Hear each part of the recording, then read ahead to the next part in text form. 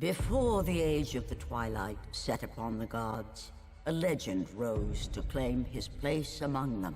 And even though Kratos sat on the throne as the new god of war, he was haunted by visions of his family. A family he himself murdered. But the hands of death could not defeat him. The Sisters of Fate could not control him. And on this day, the man, the legend, Kratos, will have his revenge. Welcome in, everybody, to the Mosh Pit. My name's Odd Dustin. We're going to talk today about a God of War new comic book that's coming out that is supposed to bridge the gap between this game, God of War III, and how that trilogy ended, and the new God of War that came out in 2018. So I wanted to talk a little bit about that, give some of my opinions on some things, give a little bit of history on where this game ended, in case you're curious. There will be some spoilers, so if you haven't played these games and you're thinking about doing it, you might want to turn this off, go play those games, and then come back. But yeah, let's talk about the comic book and also some of the God of War lore and get into it.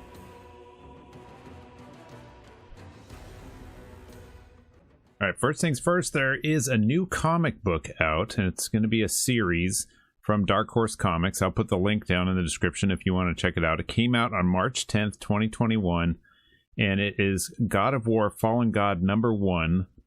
Does it say on here how many? Usually, sometimes it'll say issue 1. So I'm not sure how many of these they're going to put out. If you know, please put that in the comments down below. But this is comic book that is supposed to bridge the gap between the end of God of War 3 and the God of War from the 2018 game, and when he is now up in the Norse area and dealing with Norse gods. So it's kind of the in-between. I'll give you the little description they have here. Can a man ever be free from his past? Can the tides of time ever wash away the bloody sands of sin? Or do transpired trespasses permanently and inescapably stain one's soul? After conquering Zeus, thwarting Athena, Kratos believes himself to be finally free from his bondage. He sets sail for the desert in an attempt to distance himself from his home and his shame, only to find his rage and guilt follow close behind. Kratos rages against the one foe that has proven to be unconquerable, himself. But a war against oneself is unwinnable and only invites madness. An all-new tale set between the events of God of War 3 and God of War 2018. We got the creators are the writer is written by Chris Robertson, artist Tony Parker, the letterer is John Rochelle, colorist is Dan Jackson, cover art by Dave Raposa.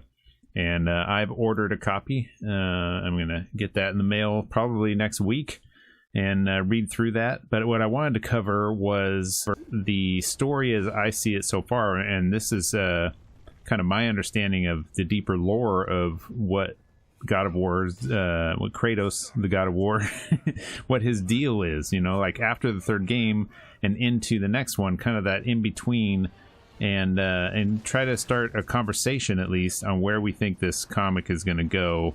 And the deeply troubled history that is Kratos, and there's a lot to be done, and I'm excited for a comic series. I mean, I like comic books. You might not be a fan, but I like comic books, and I really like the God of War series. After I played the God of War 2018, I went back and played the rest of the 3 in the main trilogy. I tried to play a couple of the little spin-off games and could not really ever get into them because I think the storytelling was just stronger in the main entries in this series.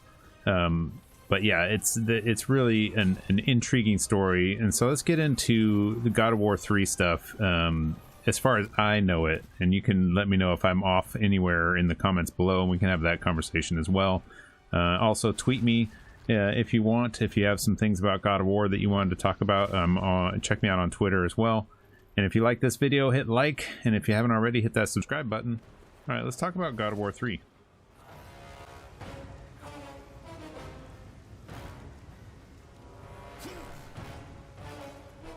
So at the end of God of War 3, you have Kratos killing Zeus, beating the shit out of him, just beating the living hell out of them. You literally beat them until the screen is red, and you can continue beating them and beating them and beating them. I mean, it never stops until you stop. So basically just constantly hitting circle, beating the crap out of Zeus. You're pissed, right?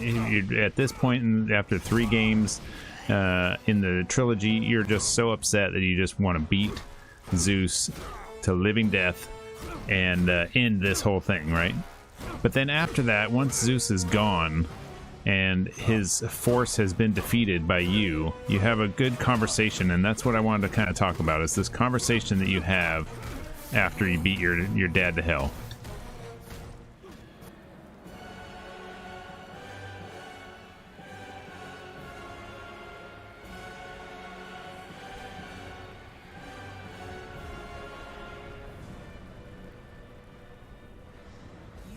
Done well, Kratos. Freed from the bondage of Olympus and cleansed in chaos, mankind is now ready to hear my message. Look around you, Athena. The world stands in ruin. What good is your message?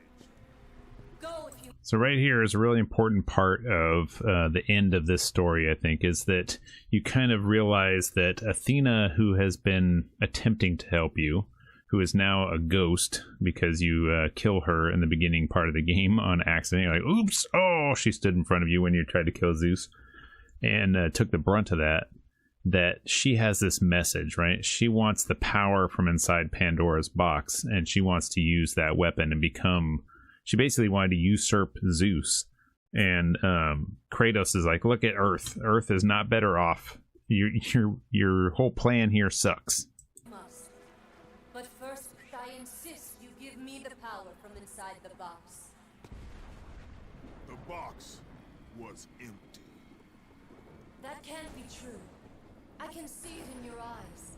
You used my power to kill Zeus. You still have it as we speak.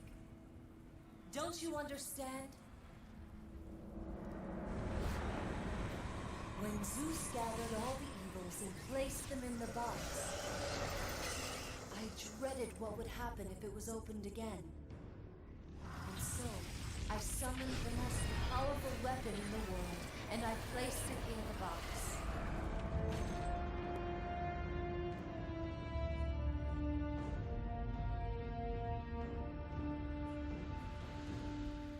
I told you, it was empty. Pandora was sacrificed in vain. She died because of my need for vengeance. You must be mistaken.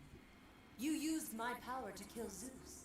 I saw you do it. Now here's an interesting thing here. She has said she summoned the most powerful weapon and put it inside the box. So all these horrors and evils that were in Pandora's box, they were released onto the world. And then she said she summoned the most powerful weapon. She didn't say, I summoned my power, right? So she's already assuming that this weapon is going to be hers, that Kratos is going to give her whatever this weapon is because she deserves it. I'm the usurper, right? Of course. When you opened the box, you released the evils to the gods. Infected them. Changed them. Zeus himself fell prey to the dark evils. This is why he became so enraged and obsessed with your death. He was consumed by the evil, fear. I thought the power I placed in the box was never released. All these years I assumed you drew from the evils inside to destroy Ares. But I was wrong.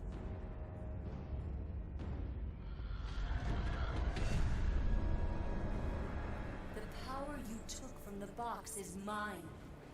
From it, you gained the strength that Zeus could never destroy.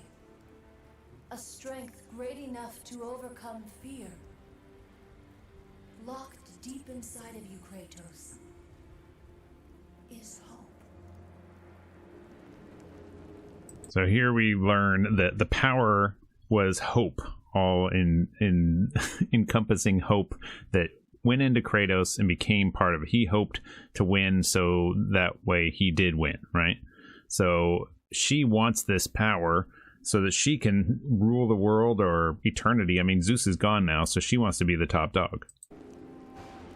It has remained buried, trapped by your guilt and the failures of your past. When you killed Zeus, you must have allowed something to awaken it. And this is another important thing, because he's got so much guilt over things he's done in the past that he regrets. He regrets asking Ares to help him defeat the army that he thought he couldn't defeat on his own. And then he was tricked into killing his wife and child, and that's why he's so white, because the ash of their skin was actually put onto his body by Gaia. And so he just has all this, and then he had to kill Pandora to be able to hopefully get some kind of power from that, because that was what he was told. You got to kill Pandora so you can get all this power. So he went and killed a kid. Just all kinds of things that he's done over the past 3 games that were just out of anger and revenge, and it was just not not pleasant. I'll say that. But in the very end, the power of hope came through, and that's how he was able to defeat the evilness that was corrupted Zeus. Was it Kratos? Hope is what makes us strong. It is why we are here. It is what we fight with when all else is lost. What was it, Kratos? All I remember is what I have lost. That is why you should give me the power. I understand its true meaning and where it belongs. I trust you to do the right thing, Kratos. You shouldn't. You owe me this, Kratos. I owe you nothing. So here she is telling me, you give me that power of hope. I need it. It's mine. And he is basically saying, don't trust me, because I can't be trusted. I killed my wife. I killed Pandora. I kill everyone. All I do is kill. That's what I am. I'm a killing machine. And he's so guilty from it all. Even the hope that he had where he was able to defeat Zeus, he feels guilty now because he is the one who caused Zeus in the first place to be corrupted by opening Pandora's box, and thus forcing this whole cycle where he had to kill his dad, basically. And it's all of it is his fault. So he has a huge amount of guilt on his shoulders. I made you a god. I sheltered you from the wrath of Olympus. I delivered your revenge on Zeus. It is over, Athena. You would dare strike me down? Again? My vengeance ends now. Kratos, no!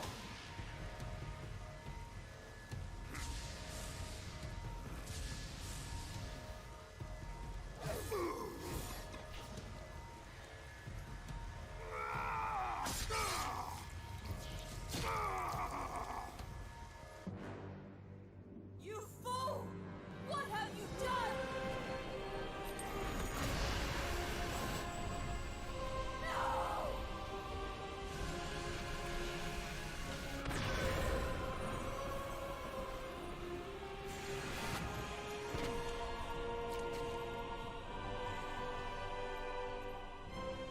That was meant for me! They will not know what to do with it!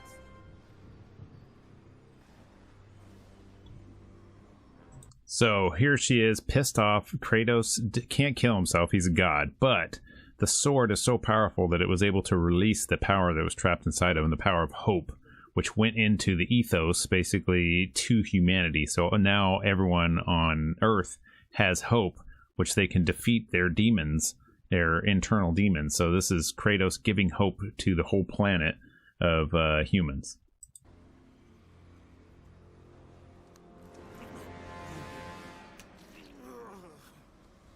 You disappoint me, Spartan.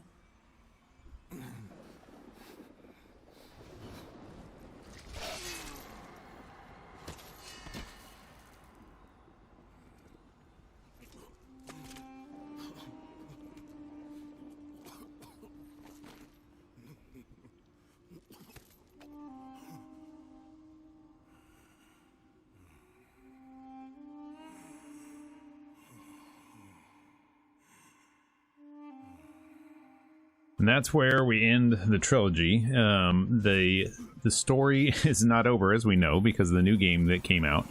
But an amazing end to an awesome story. If you haven't played those games, you should go check them out. But it basically ends with the gods have been destroyed by Kratos. He makes the ultimate sacrifice in himself to release his weapon of hope to humanity. And that's where this comic book is going to pick up. So supposedly this comic book is going to pick up from that point and bridge the gap between where we ended there and how the hell did he get over into a Norse area and find a new woman to be with and have some offspring in Atreus. So in this new comic series, what they're going to do is take us through him leaving his current life and moving on, kind of wandering onward until he finds his wife, Faye, or in Norse mythology, Laufey, Laufey, who's the mother of Loki. And they named Loki, instead of naming him Loki, they named him Atreus. Atreus was the name of an honorable Spartan that sacrificed himself to turn the tide of war in Spartans' favor, according to the stuff that I was able to find. So you also have the at the end of the 2018 God of War, you find out that Faye was actually a giant. And so now you find out that Loki is part god, part giant because of the mixture there. And I think it's going to be real interesting to figure out how far they take this in-between story. Do they take it all the way to finding Faye, to their eventual relationship and binding in some way? Like how do they become married, or how do they express their love to each other? Are they going to show baby Atreus because he did know his mother did teach him things? How far are they going to go with this comic series? I hope that they take it all the way up until the game. I mean, I would love to, because it would take a long time. There's a lot of story there of how does he get from there to there. He definitely had the Chaos Blades with him because they were under the bed in his house in the 2018 game. So he is carrying the blades. He is still probably getting in fights. So we're going to have some of that. But I want to see more of the Kratos kind of living with his guilt, overcoming it, finding love, and kind of getting it's softer, right? Kratos is not soft. He can still kick some ass, but he's definitely learning to be a father, learning to love again, kind of taking a risk because of everything that he's lost and all the guilt that he has from all the bad deeds that he has, that he's never going to be a good person again and don't trust the gods. So yeah, I'm really excited for this comic book. I think that there's a lot of places from a storytelling perspective that this story could go, and I'm really excited for it. And I'm hoping that it gives me everything I want. You never know. You never know. What do you want from a God of War comic book that kind of bridges these gaps? What are you looking for? Do you just want a whole bunch of kicking ass and people's heads getting ripped off? Do you want to see some sexy times with a giant and how that love started?